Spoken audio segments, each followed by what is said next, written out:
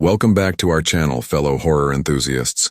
I'm thrilled to have you here today for another spine-chilling journey into the unknown. Before we begin, I want to ask you something that might make you think twice about your next job application. Have you ever wondered what really happens behind the closed doors of corporate offices after everyone goes home? What if I told you that some companies have rules that go far beyond typical employee handbooks? Rules that seem designed to protect something far more sinister than trade secrets? Today, we're diving deep into a terrifying tale that will make you question everything you thought you knew about the working world. This is the story of someone who learned the hard way that some industries have rules written in blood, and breaking them comes with consequences that no severance package could ever compensate for. Imagine walking into what you think is your dream job, only to discover that the real nightmare begins when you clock in for your first day. Picture yourself receiving an employee handbook that contains warnings about things that shouldn't exist in any rational workplace, guidelines that speak of entities, protocols and procedures that sound more like instructions for surviving a horror movie than maintaining professional conduct. The protagonist of our story today thought they were just starting a new career in data analysis for a prestigious consulting firm. Little did they know they were about to become part of something far more terrifying than any corporate restructuring or layoff announcement. Have you ever started a new job where something felt off from day one? Where the smiles seemed too forced, the silence too heavy, and the rules too specific about things that shouldn't need rules at all? Drop your thoughts in the comments below, because today's story might make you reconsider what you're willing to overlook for a good salary and benefits package. Our story begins with Marcus Chen, a recent graduate with a degree in data science, landing what seemed like the perfect position at Meridian Analytics, a consulting firm known for its exclusive client list and remarkably high employee retention rates. The building itself was impressive, a gleaming tower of glass and steel that pierced the skyline like a monument to corporate success. The interview process had been surprisingly smooth, almost too smooth, with each interviewer seeming more interested in his willingness to follow instructions than his actual qualifications. On his first day, Marcus arrived early, dressed in his best suit, carrying a leather portfolio that still smelled new and harbored dreams of climbing the corporate ladder. The lobby was pristine, decorated with abstract art that seemed to shift and change when you weren't looking directly at it, and the receptionist's smile never wavered, even when she wasn't speaking to anyone. The elevator ride to the 32nd floor felt longer than it should have, the floors counting up slowly while soft instrumental music played versions of songs that sounded familiar, but couldn't quite be identified. When the doors finally opened, Marcus was greeted by Sarah, his assigned supervisor, a woman in her 40s with kind eyes that seemed to carry the weight of unspoken knowledge.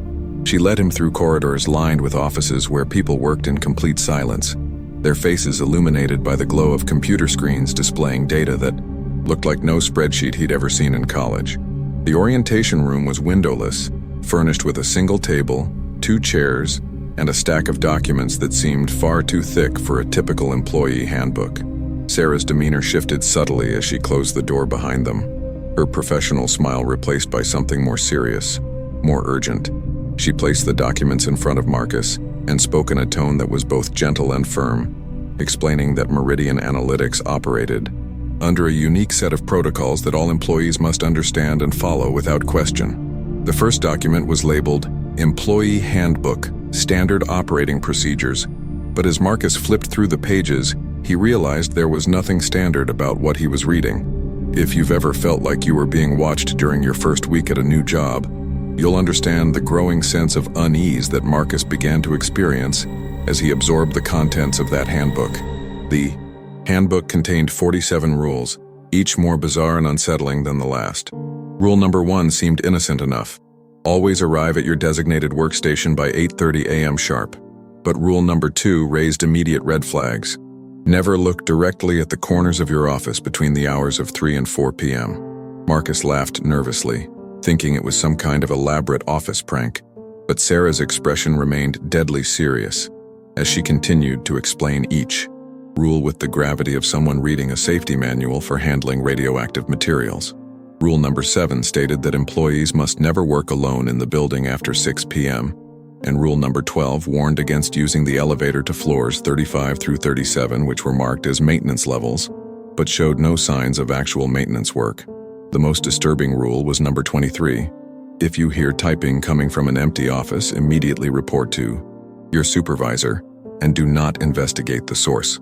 Sarah explained that these rules had been developed over the company's 50-year history, each one written in response to what she euphemistically called workplace incidents. She emphasized that strict adherence to these guidelines was not just encouraged but absolutely mandatory for employee safety and continued employment. Marcus found himself asking the obvious question, safety from what? Sarah's response was both cryptic and chilling, explaining that Meridian Analytics specialized in analyzing patterns in data that other companies couldn't or wouldn't touch, patterns that sometimes revealed things about the nature of reality that weren't meant to be understood by human minds. The company's client list included government agencies, research institutions, and private organizations that dealt with what Sarah referred to as anomalous phenomena. As she spoke, Marcus noticed that the fluorescent lights above them flickered in a pattern that seemed almost like Morse code, casting shifting shadows that made the text on the handbook appear to move and writhe on the page. Rule number 31 specifically addressed this phenomenon. If office lighting begins to flicker in patterns, evacuate the floor immediately and report to building security. Sarah handed Marcus a laminated card containing emergency procedures and contact numbers, explaining that it should be kept on his person at all times, even when leaving the building. The weight of the card felt heavier than it should have, as if it were made of something denser than ordinary plastic, and the numbers printed on it seemed to shift slightly when he wasn't looking directly at them. Have you ever been in a situation where you knew you should walk away, but something kept you frozen in place? That's exactly how Marcus felt as he signed the acknowledgement form, officially agreeing to abide by rules that seemed designed to manage encounters with things that shouldn't exist in any rational workplace. Marcus's first week at Meridian Analytics was a masterclass in cognitive dissonance as he struggled to reconcile the mundane aspects of data analysis with the increasingly bizarre occurrences that seemed to be treated as routine by his colleagues. His workstation was located in a cubicle farm that looked like any other office space, complete with the standard beige partitions, ergonomic chairs, and the soft hum of computers processing endless streams of information. However, the data he was assigned to analyze defied conventional understanding, consisting of numerical patterns that seemed to describe events that hadn't happened yet, geographic coordinates that corresponded to places that didn't exist on any map, and temporal sequences that suggested time itself might not flow in the linear fashion he'd always assumed. His supervisor, Sarah, checked on him regularly, always asking the same question, "Are you following the rules?" Marcus learned quickly that this wasn't just a casual inquiry about his adherence to company policy, but a genuine concern for his physical and mental well-being. On his third day, he witnessed his first incident when a colleague named David started working late, apparently forgetting rule number 7 about never working alone after 6 p.m. Marcus watched from the lobby as security guards rushed to the 32nd floor, their radios crackling with urgent communications that included phrases like containment breach and unauthorized entity manifestation. David didn't come to work the next day, and when Marcus asked about him, Sarah simply said he had been transferred to another department, with the same tone someone might use to discuss a routine personnel change. The empty cubicle where David had worked was cleaned and sanitized by a team wearing hazmat suits, who removed not just his personal belongings but also his computer, chair, and even sections of the carpet beneath his desk. Rule number 18 suddenly made more sense. If a colleague fails to report to work for 3 consecutive days without explanation, do not inquire about their whereabouts or attempt to contact them. Marcus began to understand that these rules weren't arbitrary restrictions, but survival guidelines developed through trial and error, each one representing someone's encounter with something that defied explanation. The typing sounds mentioned in Rule 23 became a regular occurrence, echoing from empty offices during lunch breaks and after hours, always stopping the moment someone approached the source.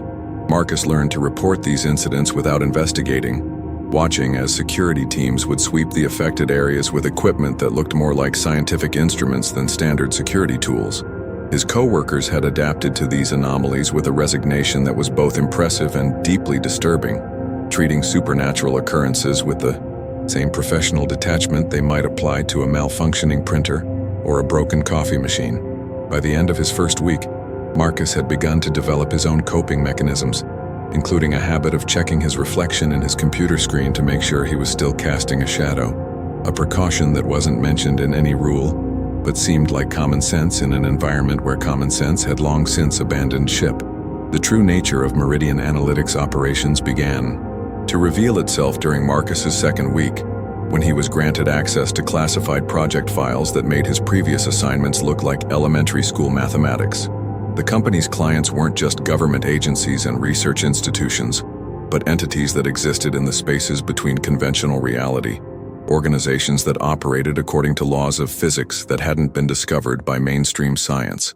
The data he was analyzing represented attempts to map and predict the behavior of phenomena that most people would classify as supernatural, paranormal, or simply impossible. His new assignment involved tracking what the files referred to as dimensional incursions, events where the boundaries between different layers of reality became permeable, allowing things to pass through that didn't belong in the normal world. The patterns in the data suggested that these incursions were becoming more frequent and more severe, and Meridian Analytics had been contracted to develop predictive models that could help contain or prevent them. Marcus discovered that the building itself was constructed on what the files called a confluence point, a location where multiple dimensional boundaries intersected, making it an ideal site for monitoring and responding to anomalous activities. The floors he was prohibited from visiting weren't maintenance levels but containment facilities, designed to house entities and objects that had been recovered from various incursion sites. The elevator restrictions weren't about security clearance but about preventing accidental exposure to things that could fundamentally alter a person's understanding of reality, often with devastating psychological consequences. Rule number 43, which he had initially dismissed as nonsensical, now made perfect sense. If you begin to understand too much about the nature of your work, immediately report to your supervisor for psychological evaluation and possible memory adjustment. Marcus realized that his colleagues' strange behavior wasn't the result of corporate conditioning, but of repeated exposure to truths that human minds weren't designed to process. The company provided mental health services that went far beyond standard employee assistance programs, including what the files euphemistically called cognitive realignment procedures, designed to help employees maintain their sanity while working with impossible data. Sarah explained that most employees lasted between 6 months and 2 years before requiring either transfer to less sensitive projects or complete memory modification, depending on their level of exposure to what she called reality-altering information. The high employee retention rate wasn't due to job satisfaction, but to the fact that most former employees couldn't remember working for the company at all, their memories carefully edited to remove any trace of their time at Meridian Analytics. Marcus began to understand that he wasn't just an employee but a test subject, part of an ongoing experiment to determine how much exposure to impossible truths a human mind could tolerate before it began to break down. If you've ever wondered whether ignorance truly is bliss, consider how you might feel if you discovered that everything you thought you knew about reality was just a carefully maintained illusion designed to keep you functional in a world that operates according to rules that would drive you insane if you truly understood them. The beginning of Marcus's downfall started with something as simple as staying late to finish a report, a decision that would have been routine in any normal workplace, but represented a catastrophic breach of protocol in the reality-bending environment of Meridian Analytics. It was a Thursday evening in November, and Marcus had been working on a particularly complex data set involving what the files called temporal displacement events, patterns that suggested certain locations were experiencing time at different rates than the surrounding areas. He had become so absorbed in his analysis that he didn't notice the gradual emptying of the office around him, the soft sounds of conversations and keyboard clicks fading into silence as his colleagues finished their work and departed for the day. The first sign that something was wrong came when he realized he could no longer hear the usual background noise of the building's ventilation system, the subtle hum that had become white noise during his weeks of employment. The silence was absolute, oppressive, and seemed to press against his eardrums like the atmospheric pressure changes that occur before a severe storm. Marcus glanced at his watch and felt his blood turn to ice water when he realized it was already 7:15 p.m., well past the 6 o'clock deadline specified in Rule number 7. He had violated one of the most fundamental safety protocols, and he was now alone in a building that was designed to contain things that shouldn't exist in any rational universe. The emergency procedures card that Sarah had given him felt like a lifeline as he pulled it from his wallet, but when he tried to call the security number, he discovered that his phone had no signal, despite showing full bars just moments before. The elevators, which should have been his fastest route to the ground floor, were completely non-responsive, their call buttons dark and cold to the touch. Marcus decided to take the stairs, but as he approached the stairwell door, he heard something that made him freeze in place. The sound of typing coming from an empty office. Rule number 23 had been violated countless times during his tenure at the company, but always during normal business hours when security teams were immediately available to respond. Now, alone in the building after hours, Marcus was hearing the impossible sound of someone working at a computer in an office that he knew for certain was unoccupied. The typing wasn't random pecking, but had a rhythm and cadence that suggested someone was composing a document, the keys clicking in patterns that seemed almost like a conversation between the typist and the machine. Marcus knew he should immediately report the incident to security, but with no phone signal and no way to reach the ground floor, he found himself in a situation that the rules had never specifically addressed. The typing continued, echoing through the empty corridors with a persistence that suggested the invisible typist was working on something important, something that couldn't be interrupted by the minor inconvenience of existing in a reality where they shouldn't be able to type at all. Against every instinct screaming at him to flee, Marcus found himself walking toward the source of the sound, drawn by a curiosity that felt both entirely his own and completely foreign to his normal personality. Have you ever felt compelled to do something that you knew was dangerous, as if some external force was guiding your actions against your better judgment? That's exactly what Marcus experienced as he approached the office, where the impossible typing continued, each keystroke echoing like a countdown to something he couldn't imagine and didn't want to understand. The office where the typing originated was located at the end of a corridor that Marcus had walked past dozens of times, but never really noticed, a space that seemed to exist in the peripheral vision of the building's layout. As he approached, he could see that the door was slightly ajar, revealing a thin slice of darkness that seemed more absolute than the normal shadows cast by the building's emergency lighting. The typing had stopped the moment he began walking toward it, but Marcus could still sense a presence on the other side of the door, something that was aware of his approach and waiting for him to make the next move. The air around the office felt different, charged with an energy that made the hair on his arm stand up and filled his mouth with the metallic taste of copper pennies. Marcus pushed the door open slowly, expecting to find an empty room with a computer that had somehow been left running, but what he discovered instead would haunt him for the rest of his considerably shortened life. The office was occupied by a figure that appeared to be human at first glance, sitting at a desk and working at a computer that displayed text in languages that had never been spoken by human tongues. The figure was wearing what looked like a standard business suit, but the fabric seemed to absorb light rather than reflect it, creating an area of darkness that hurt to look at directly.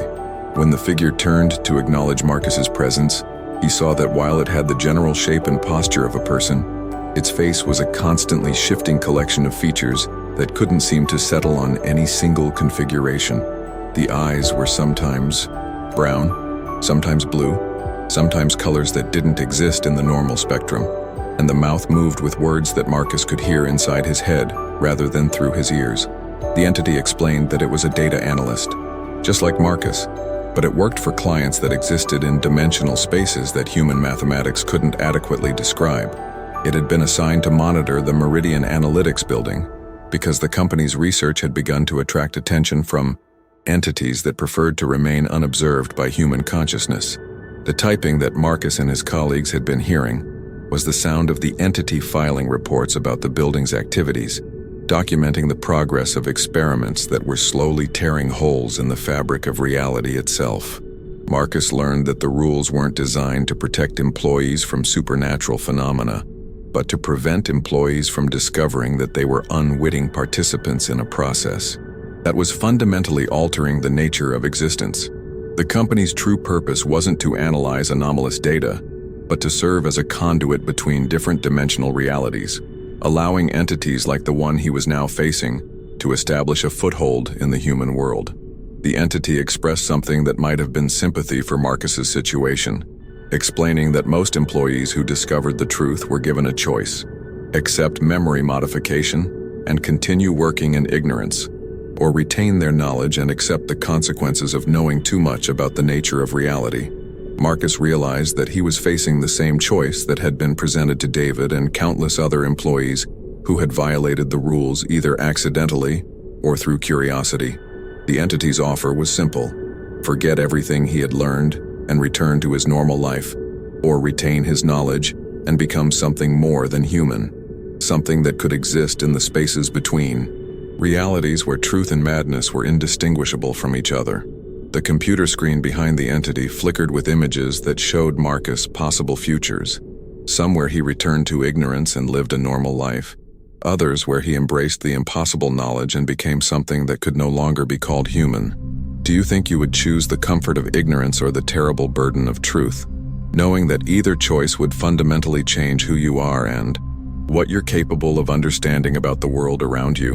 Marcus stood in that impossible office, facing a decision that would determine not just his future, but his very nature as a conscious being, while the entity waited with the patience of something that existed outside the normal flow of time. The weight of the choice pressed down on him like the atmospheric pressure at the bottom of an ocean, and he realized that everything he had experienced since starting work at Meridian Analytics had been leading to this moment. The entity explained that the memory modification process was painless and complete, erasing not just his knowledge of the company's true nature, but also his ability to perceive the anomalies that existed in the spaces between normal reality. He would remember working for a standard consulting firm, analyzing routine data for mundane clients, and would eventually move on to other employment, without ever questioning the gaps in his recollection.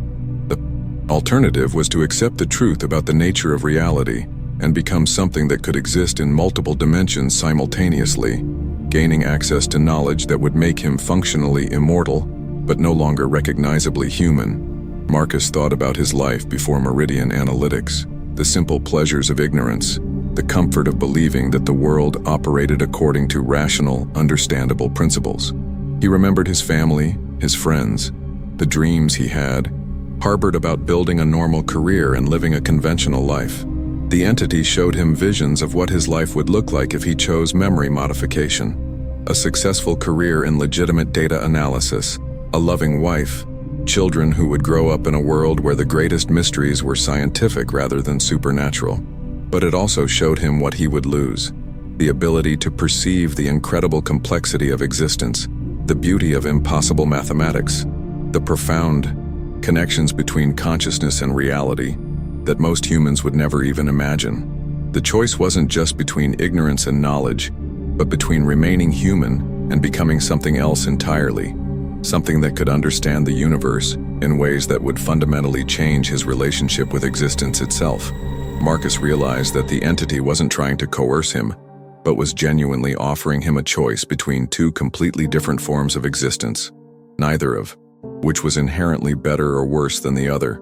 The minutes ticked by as he weighed the options, conscious that his decision would ripple through reality in ways that he couldn't fully comprehend, regardless of which path he chose. The entity's face continued to shift and change, sometimes showing features that looked familiar, sometimes revealing aspects of consciousness that had never been filtered through human perception.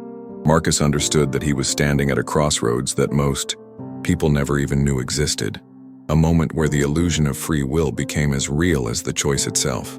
The fluorescent lights above them began to flicker in patterns that seemed to respond to his emotional state, and the computer screen displayed equations that described the mathematical probability of each possible outcome. In that moment, Marcus made his choice, and the universe itself seemed to hold its breath as reality prepared to accommodate a decision that would echo through dimensions that most people couldn't even imagine. Before we continue with the consequences of Marcus's choice, I want to ask you to hit that subscribe button if you're enjoying this journey into the impossible, because the ending of this story will challenge everything you think you know about the nature of choice, consequence, and what it truly means to be human in a reality that operates according to rules that were never meant to be understood by minds like ours. Marcus chose knowledge over ignorance, truth over comfort, and in that moment of decision, he felt his consciousness expand beyond the boundaries of his physical form, stretching across dimensions that existed in the spaces between thoughts and dreams. The transformation wasn't painful, but it was profound, like suddenly understanding a language he had been hearing his entire life without realizing it was communication.